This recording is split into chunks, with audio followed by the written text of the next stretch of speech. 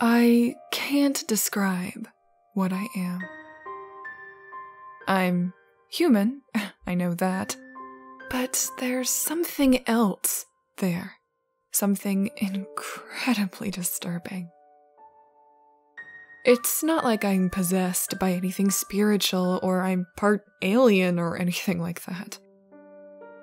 It's something else. Maybe something that science can't explain, at least with our current understanding of how the universe works. I think that it's just that there's more to reality than what we can perceive. It's not magic or demons or angels because I can tell it's more like some force that's just a part of me and always has been, but was lying dormant before.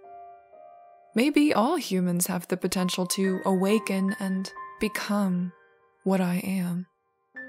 I'm probably not making much sense, so I'll explain what happened. This is the story of how I awakened and became whatever I am. I've always been weedy and unnoticed by girls. Boys noticed me, but only because I was such an easy bullying target. The one and only time I managed to talk to a girl in school was in PE, once. She was the girl I had liked for the last 2 years, ever since she moved to the school. I happened to end up walking next to her out in the field, on our way back in after a game of field hockey. I actually can't remember her name.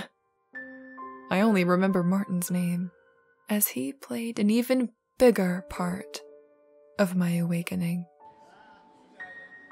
I somehow managed to finally speak to this girl, and she actually smiled back and asked me a question. I remember thinking that means she's showing interest, and I just couldn't believe it. It was the most glorious, shining moment in the whole of my school life, until Martin ruined it. He kegged me, underpants and everything. That might not sound like much of a big deal now as an adult, but at the time it was the worst feeling imaginable. To say I was embarrassed was an understatement. I felt rage building up inside me, but it got worse. In a sitcom, this might have been the moment where you think the hero has ruined his chances with the girl, but because she's a nice person, she actually defends him from the jerky bully and still likes the hero all the same. But no. This is real life. She laughed at me. Not with me. Not at all. It was a hateful, mocking laugh for sure. Not only that, but she high-fived Martin for such a hilarious prank and, worst of all, gave him a flirty wink. I was mortified, humiliated, heartbroken, and, as a result, more furious than I'd ever been. I'm not a vengeful person, but a deep hatred for Martin flashed into my heart, if only for a moment. But in that moment, my world as I knew it ended. It must have been my sheer rage like I've never felt before, that awakened me. Martin's head collapsed in. Just like that. No pouring of energy or flashes of light. That's all science fiction baloney. The top of his skull just caved in, killing him instantly. It was so without fanfare that no one even noticed for a good few seconds. I noticed, of course. I sort of felt it happen. Not the pain or anything, but I sort of felt pressure on his head as if I were making it happen. Yet I wasn't even touching him. One by one, the class walking past started to notice. They screamed and cried out, and as Martin slumped back onto the grass, the rest of the class and the teacher turned and saw what had happened. It was chaos. Every person there was crying or puking or just running around screaming. I was the only one who remained still. I was in shock, perhaps even more than everyone else, because I knew that it was me. I didn't know how I knew, because it's not like I even desired for it to happen, but there was no doubt in my mind that it was me. There were more strange happenings after that. Sometimes, when I looked at myself in the mirror, I noticed my eyes glow a bright yellow. Or sometimes people saw me and just ran in fear. Then when I looked in the mirror, all I saw was a shadowy figure. When I got sad, everyone in the room complained it was either getting freezing cold or very dark.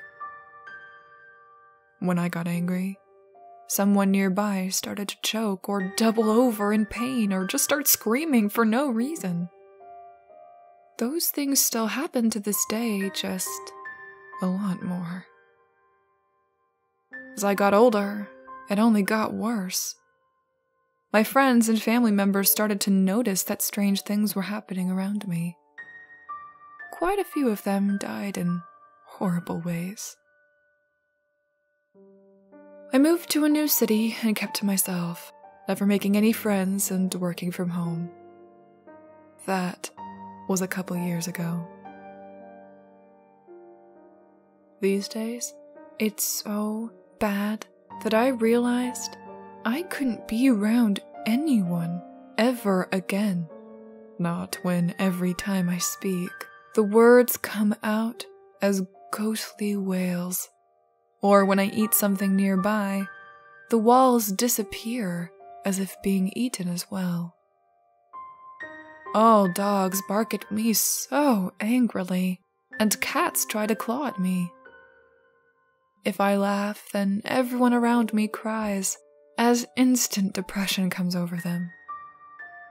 Every time I look at someone, something horrific happens, like a random part of their body falls off, or thousands of spiders come scuttling out of their mouths. Or, if they have one, they start wrapping a plastic bag around their head. Sometimes, if I get hungry enough, I'll go into the town and eat people.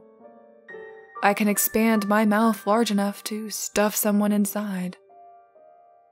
They automatically comply, of course. They just crawl right into my gaping mouth, despite their begging themselves to stop, and let me swallow them whole. My body stretches and I end up looking like a snake swallowing a much larger animal.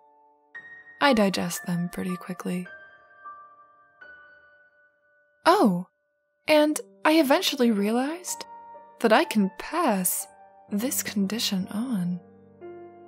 I still don't know exactly what I am, but I learned over the years that if I hold someone's attention long enough, they too will awaken next time they feel intense emotions. And I can guarantee that people will get emotional when I simply look at someone they love, and they burst into flames or start running into traffic, or they puke in one continuous stream until they die. I started mixing with people again so I can share my gift. Why would I keep it to myself? Whatever I am, I don't have to be the only one. I don't have to be alone. I pass it on whenever I'm talking to someone face to face, on the phone, through a recorded voice message, or even by holding their attention by a body of text written by me. That should do it. That's more than enough characters to keep you listening for long enough. Congratulations! You'll soon awaken, too.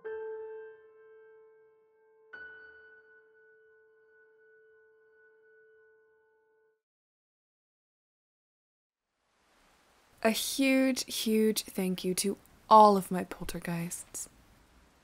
Alex Schaefer, Bobby Tripp, Calderin, Daniel O'Connell, Erica Warren, Forever, Shadow Blackhawk, JTX31, Mark Zapan, Michael Folks, Spirit Father, Stephen Swiftbird, Twisted Skipster, and Nathan Konerk.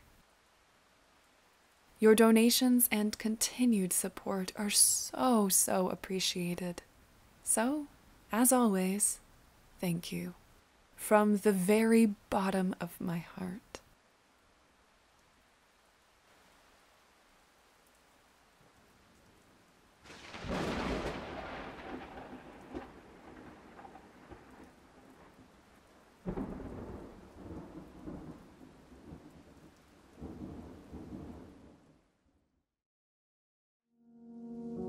In the old days, my gramps told me it used to just be once every 6 years. The town would go down to the lake on the last Sunday of the summer, dressed in white, or the closest you could get, everyone lining up along the banks to wash their hands clean in the water. The thing was, it wasn't the old days anymore.